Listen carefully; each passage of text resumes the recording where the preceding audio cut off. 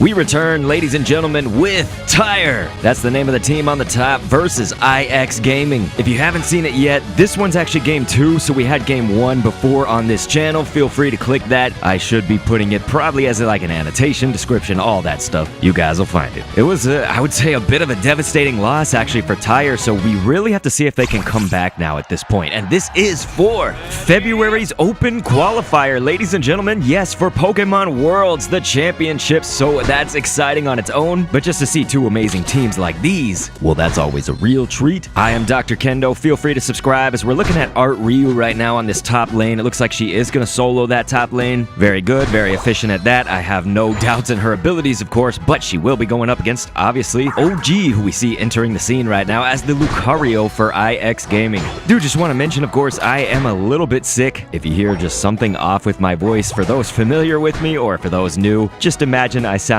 a little bit more spry.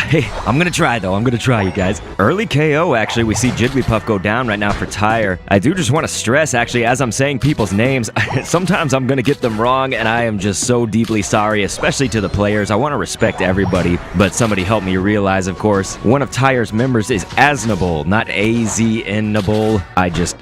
Sometimes, I've got a lot going on in life, you guys. It's an insane life, really, that I lead, but we notice, with Fletchinder here joining OG on the top lane, obviously they were able to score right there, but they're also really pushing back Art Ryu, making this a difficult situation for her, and she's obviously not backed up too, so she did good in the respect that she did go back for that Apom. She really didn't want them to take that farm, but obviously they went and took the core fish that was up there. It's generally not good, right? And this is now kind of putting her on the defensive a lot more. Amazing player, and I know that she's capable of some really great things in Pokemon Unite, but we are talking about like the best of the best right now. This is the Worlds Qualifiers, and so all these tournaments coming up, I'm hoping to stay with you guys a lot on this channel, especially just to bring some of the better games of the Worlds Qualifiers, any of the World Series, essentially. So Orange, actually, IX Gaming, coming hot off that victory, obviously sitting pretty right now. You don't want to relax too much, though. You want to be on top of your game, but right now they're sitting at 48 for the score, and we are just about to have 2 minutes into the match that has elapsed, and notice Art Ryu, of course, stealing the farm back here, gonna get the buffs, and so possibly in catching that, or could have been luck of the draw, but likely they were catching this, is that we're noticing that Bulby and OG, they are going to have teleported back to base and come try to interrupt this process. And so Art Ryu, actually, the main good here, even if she wasn't able to steal some of those, the main good of that is really sending those even 3 people, like you saw Elky J even had to come help. That's a slow bro for IX Gaming. That was even a scenario where 3 people were just sort of distracted and diverted from something else they could be doing. So again, it would have been nice for Art Ryu. I'm sure she would have loved to get that Bouffalon, maybe some of the buffs, steal some farm, deny them. We're going to see what transpires. Obviously, we got the next set of Combia and Vespiquen coming down at 7:20, so that'll be happening soon, but a devastating loss. Once again, Wigglytuff going down, but also Greninja right here for Tyre. So purple team, they probably feel like, we got to step it up here, and IX obviously going to get their veritable pick of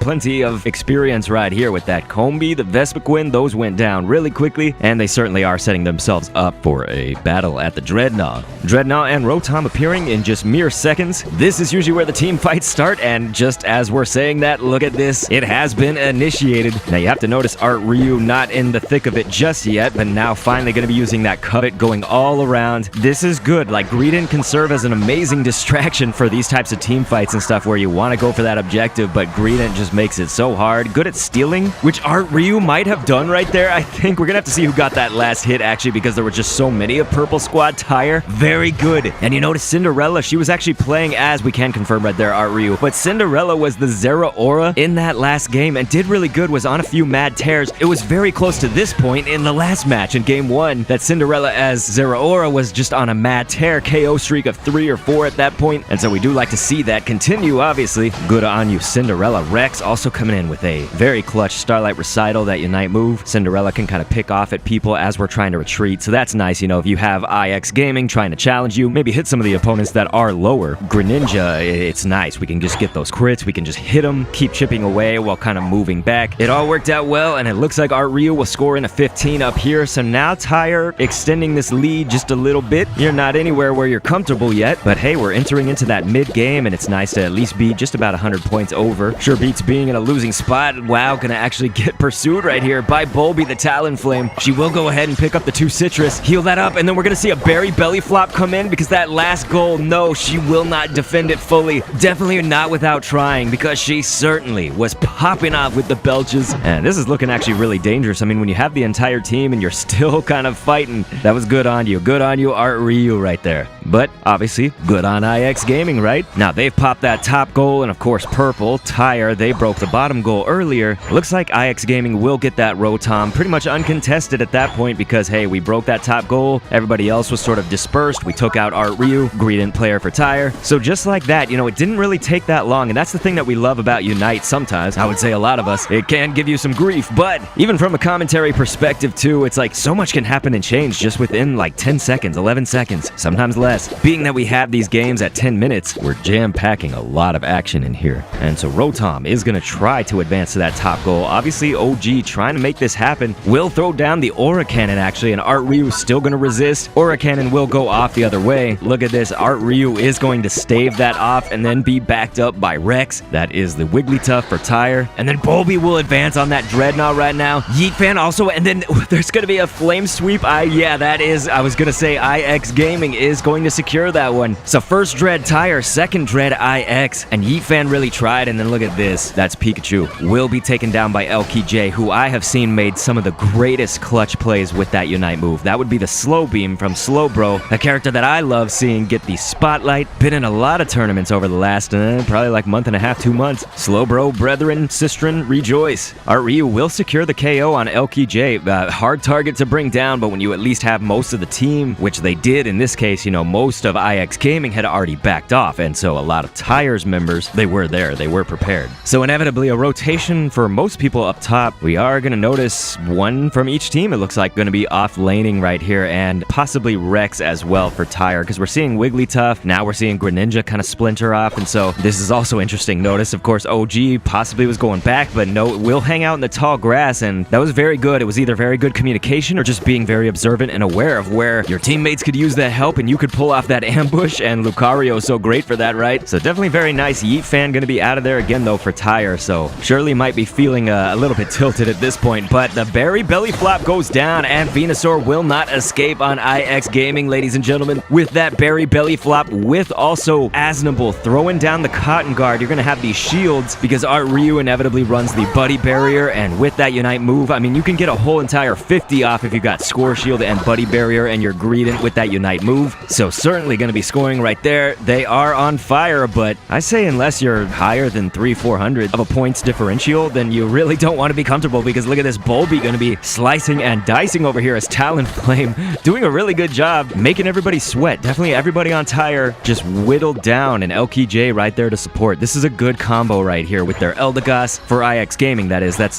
we got Talonflame, Eldegoss, Slowbro supporting each other beautifully, trying to make an advancement on that bottom goal and absolutely pushing Tyre back. Now we see Cinderella very highly leveled, so this is Tyre would hope that this will come into play definitely in the team fights a little bit later on, and really we don't have too much later on, right? Because that final stretch is a coming, ladies and gents, and that will be another Dreadnought secured. The final Dreadnought of the match will go to Tyre. A wonderful job here, and we don't have that much time. The viewers at home know what's coming. At 2 minutes on the clock will be the final stretch. And so Tyre, the team, will see this notice that says we have a huge lead and all of that, and you don't want to relax. It looks like they're not going to be going with their strategy. You would have seen this in game 1, but just as a spoiler, if you haven't seen it, they actually did a strategy where you forego the Zapdos, and you're already, by the time the final stretch comes, you are giving up on that but advancing towards the enemy goals and scoring in instead. That generally what happened actually in the last game. I guess I did give off the spoiler earlier of who won, but just in case you've forgotten, I can leave that off. But IX Gaming was able to get the Zapdos just in mere seconds because of it. It was no contest for it. So Art Ryu actually will break off right here. I'm wondering, so okay, she's gonna wait in the tall grass right at the choke, and we're just kind of seeing this stalemate, right? Like everybody's sitting here thinking like, well, should we initiate or not? And generally it's kind of nice if the other team initiates for you. This was the thought that I had though. You can see OG actually is gonna go up there and be